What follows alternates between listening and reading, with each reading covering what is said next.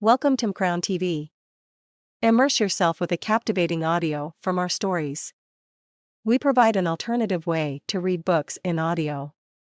We upload many audiobooks as possible, from bestsellers to timeless classic. Subscribe and stay tuned for new uploads. Episode 346, Family Banquet. When Alex walked into the Clifton family's banquet hall, everyone applauded. They all stood up and smiled at him with deep admiration, but also fear in their eyes. Jessup's eyes seemed to be moist. He tried to restrain his feelings as he shook hands with Alex. He regarded him as the hero who had saved his family. He said, "Alex, you've been a blessing to my family. Now all 4 generations have gathered here today to welcome you to our family." Alex replied, "Mr. Clifton, thank you so much for your kind words. I'm honored to receive such a welcome by your family. Mr. Clifton, I have brought you Debbie." Everyone attending the banquet had dressed in their finest festive outfits. They all looked dignified and full of joy. The Clifton family had been around for hundreds of years and had experienced many changes of fortune, but they had recently been through their most risky period, and it was only because of Alex that the family still prospered. Other than his recent victories, the rest of the family had been in a state of decline and complacency. "My darling Debbie, I hope that Alex is treating you well," Jessup said to Debbie with undisguised love clear in his eyes. After his daughter had died, he transferred all his love to Debbie. She blushed and her eyes flashed with happiness. "Thanks to Alex, everything is well with our family," she said. Then she looked at Alex and thought, "I'm the happiest woman in the world. My grandfather and my future husband both love me dearly and treat me with so much respect." She looked up at both her husband and her grandfather. Although Alex had saved them, Jessup was still the head of the family. That's good. Today we'll drink and celebrate together. I feel so happy." Jessup showed a rare smile. Chelsea watched how Debbie and Alex looked at each other and was suddenly overwhelmed with loneliness and melancholy. She told herself, "I'm finally out of my police uniform and all dressed up in my favorite dress, but who is it for? I can't help but feel sad." The banquet was the grandest family celebration that the Clifton family had ever held. Few people from outside the family were invited. Jessup had felt it important to invite the Wood family, but very few others. As Alex and Debbie walked down the red-carpeted corridor, people turned to them and greeted them warmly. One of the members of the Clifton family was so excited that she raised her hand to her mouth and cheered loudly. "Alex, we love you. You're our family's idol." People who heard her laughed joyfully. Another woman said with a smile, "Zelda, be careful what you're saying. Remember your husband. He won't be happy with you for talking that way with another man." "Ha ha, I just said what everyone's thinking. My husband won't be angry," Zelda replied. She was shrewd but believed in speaking her mind. She didn't want to conceal her appreciation of Alex. "Alex, I'd like to shake your hand," a young man said seriously as he stretched out his hand. Naturally, Alex didn't refuse, and they shook hands earnestly until other people watching started reaching out their hands, and Alex happily shook them. He didn't know who most of the people were, but they were all polite and friendly to him. Jessup laughed, but he didn't stop him. His usually cold face was smiling from ear to ear in genuine happiness. He thought, "Young people have their way of doing things. Let Alex feel how grateful the Clifton family are to him. I will leave the burden of running the Clifton family to him one day." As Alex and Debbie approached him, Jessup cleared his throat and said, Today, we're holding a banquet to celebrate Alex's victory for our family. If it hadn't been for him, our family would no longer exist. I therefore ask you all to put your hands together in both respect and gratitude for Alex and Debbie. This banquet is in their honor. Alex will therefore be taking my place at the head of the table."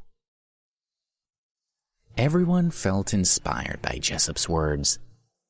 The Clifton family had been around for over 100 years, and the family had a strong sense of tradition, and no outsider had ever been honored in such a way. One young man called out, "Grandfather, no! You always sit at the head of the table." "Don't say any more," Jessup said deeply. He turned to the two elegant chairs at the head of the table and said, "Please, sit down, Alex. There's no need for you to refuse my request." The room was silent when they heard this request to Alex. "Mr. Clifton, I could never take your seat. You've already honored me enough, and it's important that the rest of the family aren't upset," Alex said. Debbie watched the scene and felt uneasy. Her grandfather had been through so much that she felt he should sit at the head of the table. "None of you understand. It's a great honor for the Clifton family to have Alex sitting at the head of our table, and it would make me extremely relieved to make way for him," Jessup said meaningfully. Alex felt that he could no longer resist Jessup's request. Everyone saw the importance that Jessup attached to Alex, so they also respected the young man. In addition, they already loved and admired the beautiful Debbie, although few of them knew the full story of her history. Jessup told everyone, "Today's banquet is called the 100 Cattle Banquet. Our family has a long tradition of holding 100 cattle feasts. 100 cattle have been brought especially from Canada, where they were raised on very special grass. As a result, the meat today should be the best and most expensive that you've ever tasted. Please enjoy it." A beautiful woman walked in carrying a plate of food that smelled delicious.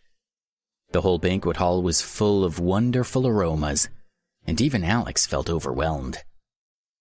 "Please, allow Alex to try it first to demonstrate our respect and gratitude," Jessup said.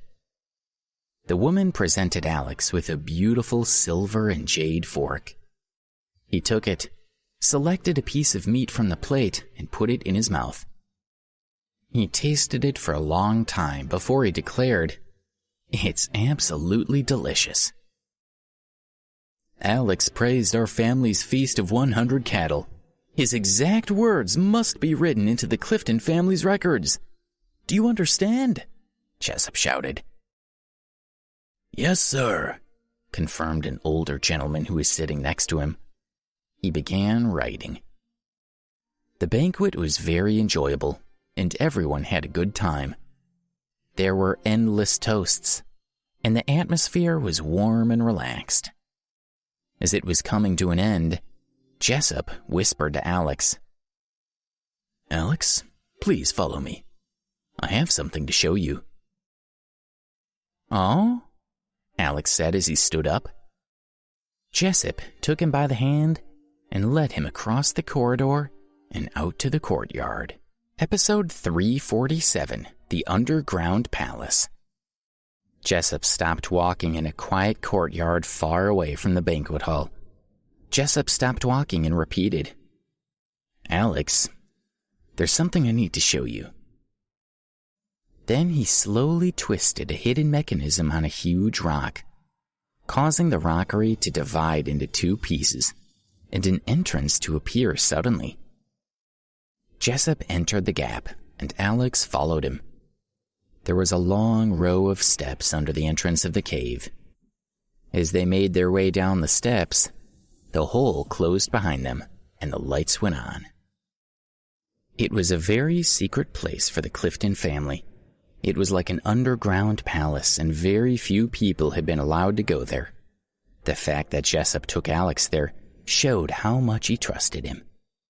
Jessup pushed open a jeweled door and said, "Alex, my family has accumulated wealth for so many years that it would be impossible for one generation to spend it all. People from outside the family have underestimated the Clifton family's financial resources. Even if we were to lose all our properties, that would only be a tiny proportion lost from our actual wealth. Please, take any item that you would like."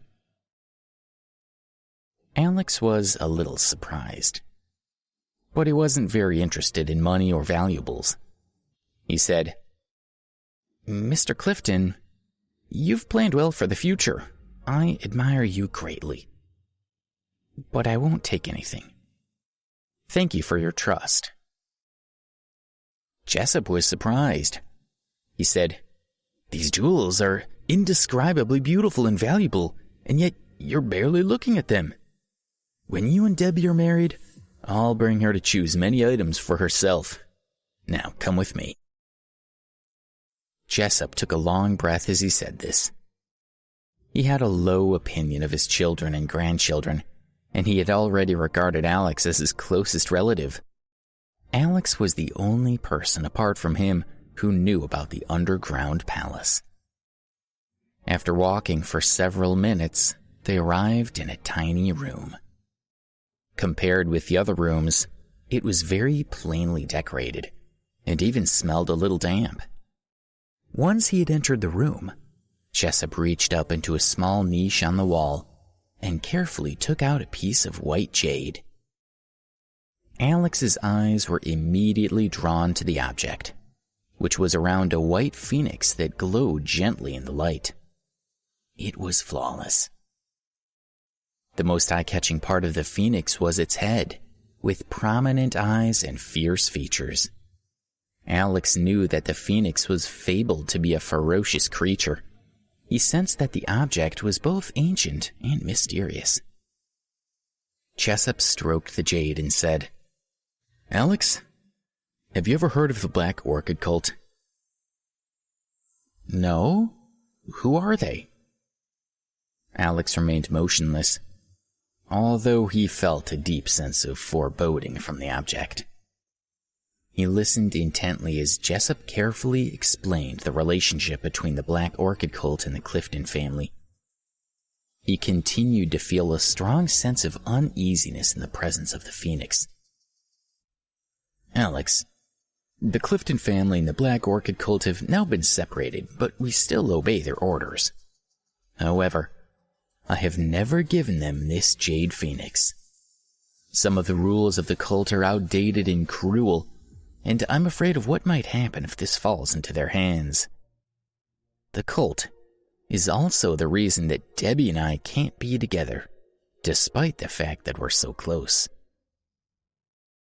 Jessup was deep in thought. He was calm, but he also seemed to be anxious. At that moment, a ringing bell disturbed him from his contemplation, and he looked shocked. He was carrying a high-tech alarm on his body, which wouldn't ring unless there was an emergency. "We must go," he told Alex as he quickly turned and walked out carrying the phoenix. Alex followed him. 10 minutes earlier in the banquet hall, the tables had been overflowing with food and wine, and there was a lot of joyful chatter and laughter. Debbie was eating, but also occasionally glancing at the door, wondering why her grandfather and Alex hadn't returned. Suddenly, she heard the thundering of a drum coming from outside the hall. The sound seemed to be getting closer and closer.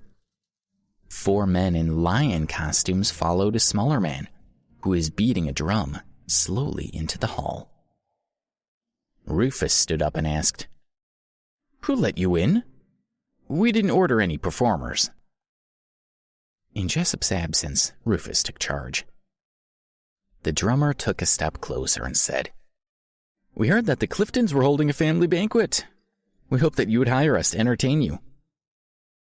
When Rufus looked closely, he realized that it was Noel Jacobs, a local performer who regularly came to Clifton's mansion to perform for money. He often played, sang, and danced for them, and was paid fairly for his efforts by the family. "You're smart to try your luck. Here's $1,000 for you to share between you, but we don't need you to perform for us today." However, the men in the lion costumes had already started to dance. Everyone cheered as they moved gracefully through the crowd. The dancers were elegant and skillful, and everyone applauded. When several people took out their cell phones to record the performance, the lion suddenly stopped dancing. Noel was still beating his drum, but he turned to the dancers and yelled angrily, "Hey, what are you doing? Why have you stopped dancing?" He stared at the dancers. They suddenly removed their costumes to reveal themselves. They were 4 big men with cruel expressions. "What are you doing?" Noel screamed in horror as the 4 men slowly walked toward him. They no longer looked meek and humble as they had when he hired them, but suddenly seemed strong and aggressive. One of them knocked him to the ground, rendering him unconscious before he could say any more. The whole audience was in uproar as the Clifton family security guards rushed toward the men. Rufus also rushed forward. "Who are you and what do you want? Guards, seize these men." Rufus's eyes were fierce as he stared at the 4 mysterious attackers.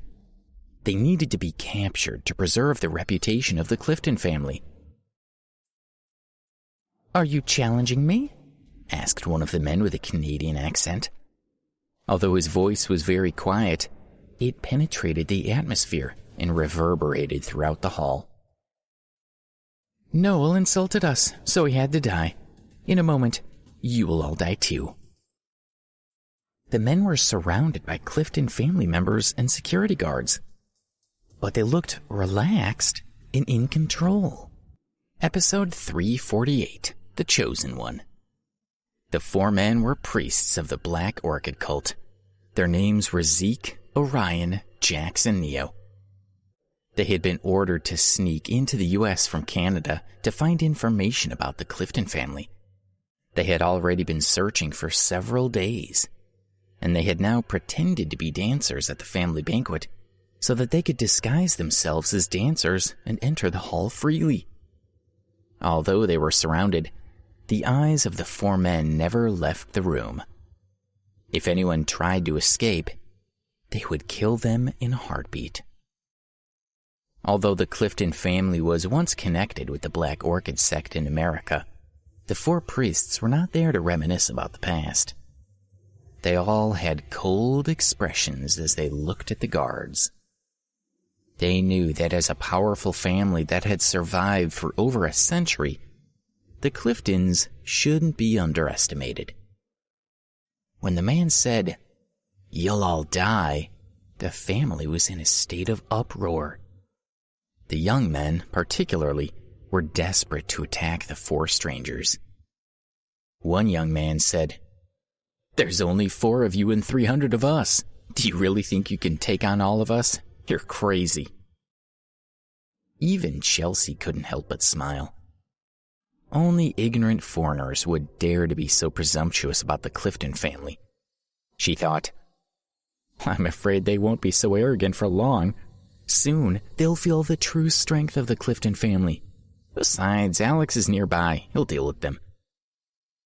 "Come on then. What are you waiting for? I'll give you one last chance to leave," said another family member. "Don't talk nonsense. I've been learning some new martial arts techniques. This'll be a great chance to practice," said another. Everyone laughed. The 4 men felt that everyone was laughing at them and for a moment didn't know what to do. "Well, don't say we didn't warn you," one of the strangers said coldly. He grabbed one of the security guards and whirled him around in the air several times. The man's face turned red, and after struggling to stand for a moment, he collapsed to the ground where he was and passed out. Everyone in the room was suddenly silent with shock. The man was a senior security guard and a martial arts master. but he had been knocked out in a single move. Rufus was appalled, and yet he was becoming increasingly anxious. He thought, why aren't Dad and Alex back yet? I'm sure that as soon as Alex gets back, he'll beat these attackers, no matter how powerful they are. He'll save the family. He knew that his father had an emergency device that he could activate, but that he shouldn't unless he had no other choice. If he panicked and activated it too rashly, his father would scold him for losing his cool. Instead, Rufus said in a deep voice, "Everybody, please step aside. What are you four strangers doing? Tell me what my family have done to offend you. Why have you invaded our celebration and started hurting people? Tell me what you want." The man who had beaten the security guard was called Zeke. He was the leader of the four and was a senior and knowledgeable member of the sect. He knew that beating the security guards so easily had the effect that he had hoped for. The family were all terrified, and he could sense the respect in Rufus's voice. He knew that Rufus would do anything to defend his family. He smiled sinisterly at Rufus and said, "You're a sensible man, and I can tell that you respect us and appreciate the gravity of your situation. Tell me, where is Debbie?" "Rufus, don't tell him anything. There are hundreds of us. There's no way they can beat us all. Don't be polite to these scumbags," one of Rufus's young brothers roared, his eyes full of contempt and hatred. The man had already hurt one of their own. "Shut up. My father isn't here, so I have the final say," Rufus said coldly. He turned back to the man and said, "Debbie? Why are you looking for Debbie? She's just a young woman. What do you want with her? She can't have done anything to upset you." Rufus was puzzled. "You misunderstand our quest. You assume that we're looking for Debbie because she's done something to offend us. That's not true. We're looking for her because she is the chosen one, and it's her fate to come with us.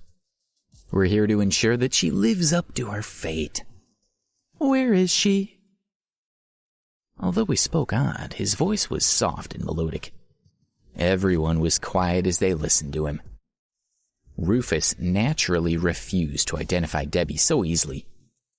He didn't know who the four foreigners were, but he could sense cruelty in them. Unfortunately, as the man mentioned Debbie's name, several family members looked at her without thinking. The men followed their gazes and saw that there was only one woman who appeared to be as beautiful, pure and serene as the woman they were looking for. The leader told himself, "If I guess correctly, this is the chosen one of the new generation of the Black Orchid cult. Her temperament and appearance seem to be perfect. We've been guided to her, and I am grateful." With his face full of piety, he murmured a few words of gratitude to the sky.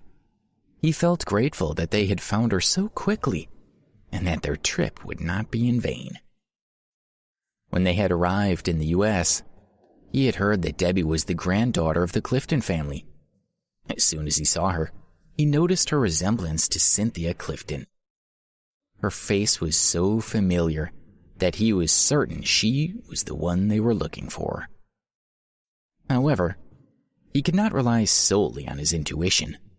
The four of them had always proceeded with caution, and they needed to be certain that she was the right one. At that moment, a distant cousin pushed his way through everyone to find Rufus. He whispered a few words in his ear. The cousin had been sent as a spy to attend a Black Orchid ceremony 8 years previously. After observing the strangers for a while, he confirmed to Rufus that they were priests from the Black Orchid cult. Rufus was shocked when he heard who they were. He understood from his father that the cult's influence had been greatly diminished over the years. and that the Cliftons had worked to distance themselves from the group. But as the eldest son with more access to his grandfather's great store of knowledge and experience than some of his other family members, he was also very aware of the power of such cults. He understood completely why his father had refused to disclose the blood relationship between Debbie and his family. It was vital that it didn't become public knowledge. "How can I hide Debbie?" Rufus asked himself. But he realized that it was too late when he saw one of the priests was already standing next to her. The man smiled and said, "Miss Clifton, your mother has been waiting for you in Canada for a long time. We've been sent to collect you and take you back with us to join her. Please, come with me." Debbie was shocked. A trace of joy appeared in her eyes as she imagined a reunion with her mother. But it soon vanished as she thought, "It's impossible. How could my mother be in Canada when I know for a fact that she fell off the cliff and died?" The priest was almost sure that Debbie was Cynthia's daughter. He knew that he could use the Jade Phoenix to confirm it, but he didn't think it was necessary. "We worship you, for you are the chosen one," he said to Debbie as he dropped to his knees in front of her. His body was completely prostrate, which was the posture of worship. The other 3 priests also kneeled on the ground and looked up at Debbie with tears of joy streaming from their eyes. Episode 349, The 4 Warrior Priests. Debbie stood up with a pale face. She didn't understand why these strange people were worshipping her. The 4 men looked at her in awe. They were overwhelmed by her beauty. None of the previously chosen ones had been nearly so endearing. "Who are you? You said you're from Canada? We don't know each other," Debbie said nervously. She looked like a frightened deer. Zeke replied, "We're from the city of Ottawa in Canada. Miss Cynthia specially sent us to find you and bring you home.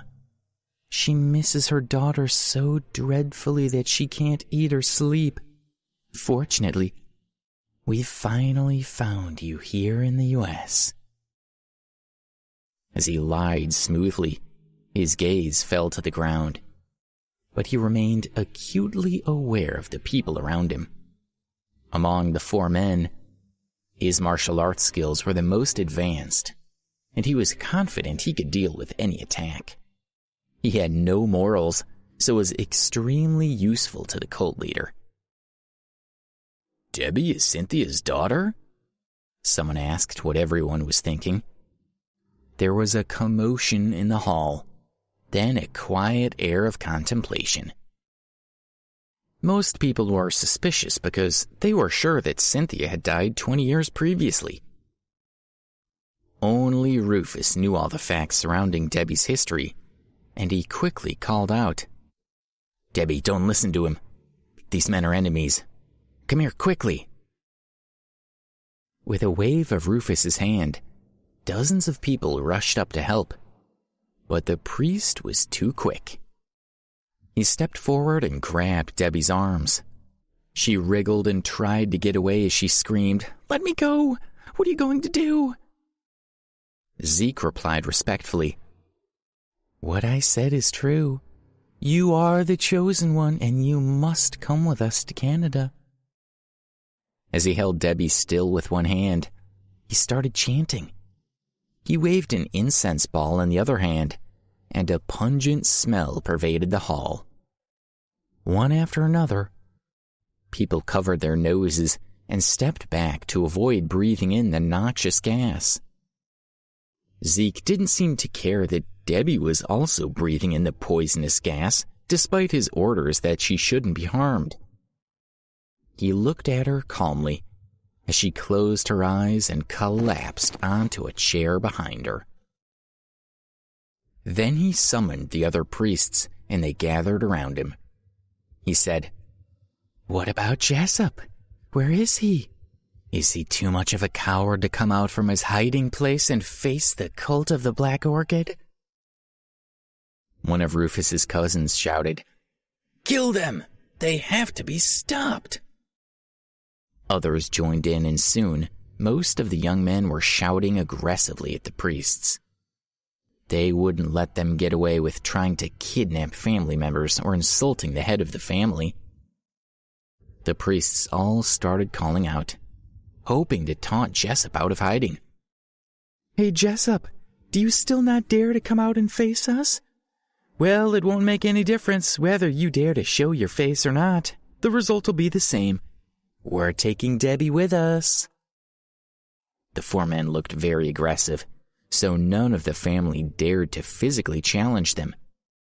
The leader shouted to Jessup again that if Debbie was indeed Cynthia's daughter, and the Clifton family had concealed this fact, it was a betrayal of the Black Orchid cult and punishable by death.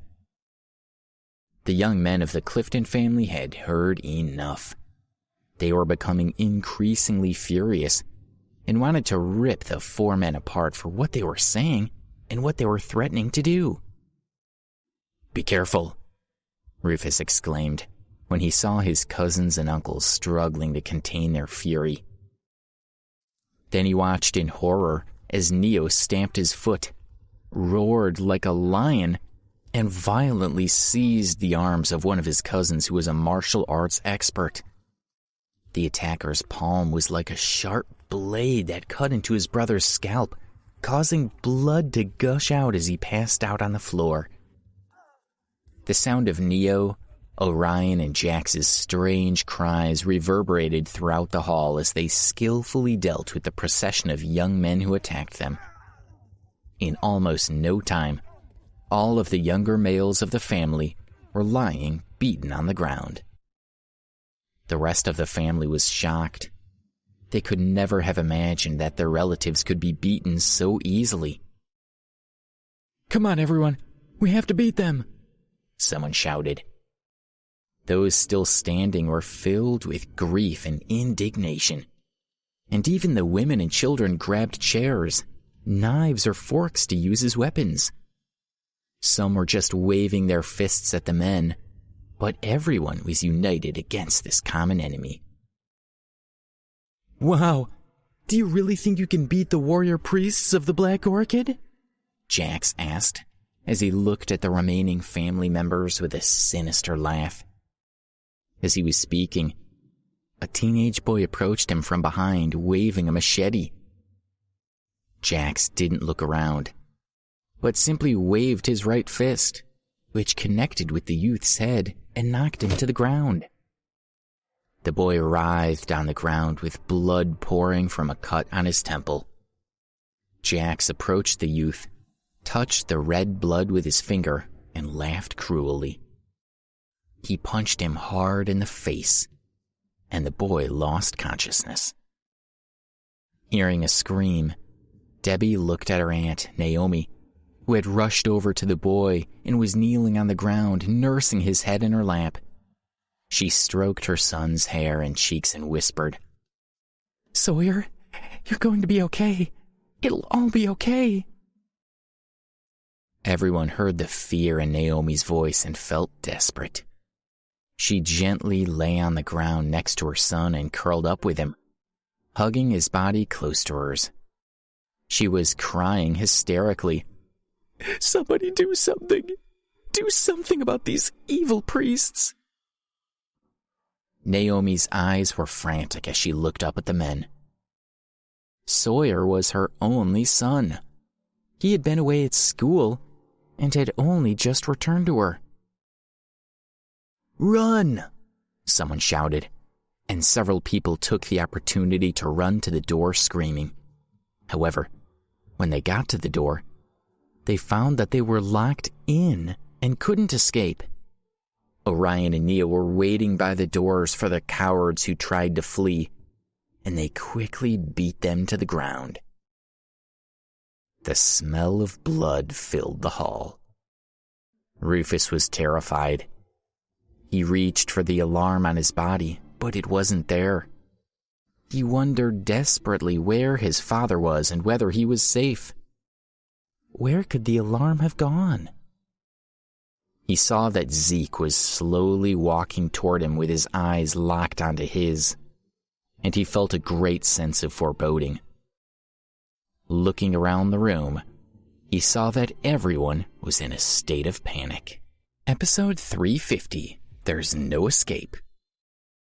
"Don't even try to escape," Zeke said. His voice sounded so sinister that most people froze. There were more than 300 people in the hall, but they were no more than ants to the priest. Chelsea quickly picked up her cell phone and tried to call the police station. Hello, I request immediate police support." But there was no response. It seemed that suddenly her phone had no signal. Rufus calmed his thumping heart and looked around him. All the exits were blocked, leaving him with only one option. He had to fight. And he decided that he would fight to the death. The thought calmed him, but he was also overwhelmed with a sense of sadness. "Form a front line of attack," Rufus glared at the men and roared at his family. "The 4th generation of the Clifton family will be in the front line. The 3rd generation go behind them, and the older and the weak are at the back." He tried to stay calm, so that he could organize his family to deal with the 4 warrior priests. "Alex, please get here quickly," he pleaded under his breath. He knew that without his help, his family would lose this battle and pay a heavy price. To give people courage, he told them, "Alex will be back any minute. We just have to hold out a little longer. Let's keep up our spirits and fight back with all our strength until he gets here." The 4 priests laughed when they heard Rufus's lie. Then they quickly launched a fierce attack on the front row of the Clifton family. They were the younger family members, and most of them were fit and energetic. Many were trained in the martial arts, as was tradition for the Clifton family. However, they were no match for the warrior priests who beat them to the ground one after another. In short time, more than 100 people were lying on the ground, and the floor was covered in bodies lying prone and unconscious. Rufus was breathless at how quickly his family members had been dispatched. "I'll fight you," Rufus yelled, and was about to rush forward to attack the assailants, but he was held back by 2 of his cousins. They each had tears in their eyes as one of them said, "Rufus, you mustn't fight them. Your father isn't here, so you have to be in charge. You must stay safe." "In charge?" Rufus thought in a panic. The situation was a disaster. For the whole Clifton family to be beaten at once was unimaginable. The family would be ridiculed by everyone in the city. He tried to take control. "All fighters to attack immediately," he yelled. When the family heard Rufus's new plan, they all grabbed any weapons they could lay their hands on and charged at the 4 priests. However, most of the remaining family members were older or weaker than the front line, and their opponents were too strong. With little effort, the intruders beat them all to the ground. "Right, men, let's finish this," Zeke shouted to the others, and they intensified their attacks on the remaining family members. Their attacks were ferocious, and they used anything they could as weapons. One of them picked up the dining table and used its top to knock out 3 men at once. The scene was chaos. "Rufus, they've knocked out my son," one of Rufus's brothers wailed. "I'm going to kill them," he shouted wildly. Then 5 of his cousins rushed past to help him. The priests had started to relax, knowing that they had almost won, when the brother charged at Zeke holding out a knife in his hand. Taking advantage of his lack of concentration, he managed to inflict a huge cut down on Zeke's body. He yelled out a cry of triumph as he saw what he had achieved. Zeke's eyes almost exploded with anger, but the younger brother wasn't afraid. He ran at him again with the knife held in front of him, but Zeke managed to hit him over the head with a chair leg and knocked him to the ground before he could hurt him again. Rufus yelled, "No!" Tears were running down his cheeks when he saw what had happened to his brother. Among his family, that brother was the strongest, but now he was struggling on the floor, still trying to lunge the knife toward the priest. Horrified, Rufus watched as Zeke grabbed his brother's arm and broke it with a loud snap. He finally dropped the knife. The victim's face twisted in agony, but he continued to try to kick his opponent. Zeke laughed as he stamped on his leg and snapped the man's shin bone. "Do you still want to fight?" He laughed at the man writhing on the ground. His victim spat in the face of the priest, who smeared the bloody saliva across his cheeks, making his whole face look cruel and menacing. He brought his heel down on his victim's face, finally knocking him unconscious. Rufus watched on in horror. He thought, "My brother, you fought as long as you could. You are the true hero of the Clifton family, and we shall honor you." As he looked at the bodies that continued to pile up, Rufus realized that his only hope was to find the alarm. He focused on searching for it throughout the entire hall. The cult members continued to attack and quickly beat members of the family, tossing them to the ground like discarded trash bags. By that time, there were only around 50 people left fighting out of the 300 who had initially stepped forward. Those remaining were starting to despair when they suddenly heard a jingling sound. It was Jessup, who had finally received the alarm and was trying to contact Rufus. "Father!" Rufus shouted. "It's Father!" He stared at the device with tears streaming down his face. No one else could speak. All they could do was glare with hatred at the 4 priests. "What's that noise?" Zeke asked Rufus. "Did you call the police?" "That's impossible. I blocked all the signals within range of this hall." Before Rufus was able to respond, Zeke flew at him and grabbed the alarm. He threw it to the ground and stamped on it. The device went silent. "No one can escape their punishment," Neo said in his sinister voice. Then he reached out to grab Rufus, but the younger man was very agile. He rolled on the spot and then dodged out of reach. "How dare you dodge away from me? You're the one in charge here. But where is Jessup?" Neo asked. Rufus was silent. He wasn't sure what he should do. Was it right to summon his father? But he knew they needed Alex to have any chance of beating these 4 warriors. If they couldn't beat them, they might all die. "I'll fight you," Rufus yelled as he rushed forward. He had to fight with everything he had. Thank you for listening to Crown TV. Please don't forget to subscribe, share and turn on the notification button.